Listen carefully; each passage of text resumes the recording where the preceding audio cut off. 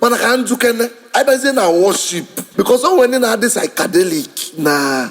you are go and na ada na egwu Igbo ada forget as nebo a lower maka get kotagi a lower asị na mụ etom na Church of God Mission so oyibo ka na asụ mana ka m bido gawazie ụka na weturu ala asụtụ Igbo ya I didn't understanding a difference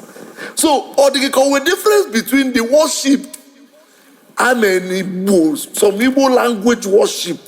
were difference between the English on I think Igbo language worship and a way deeper meaning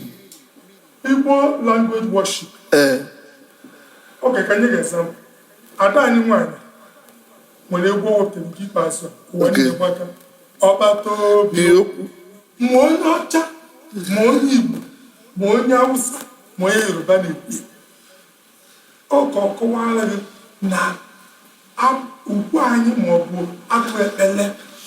n'ukwu Igbo tọrọ ibe ya aghọtụ ọfụma ma ọ bụ na iso na ndị ihe ga Anglican Communion akwa akwụkwọ akụ Igbo na-agụ ya ifuku n'Igbo ka a ihe Igbo na-eme Igbo a na-eme worship ekwesịsụ ya n'oyibo worship ihe Igbo na-eme bụ a na-efe ofufe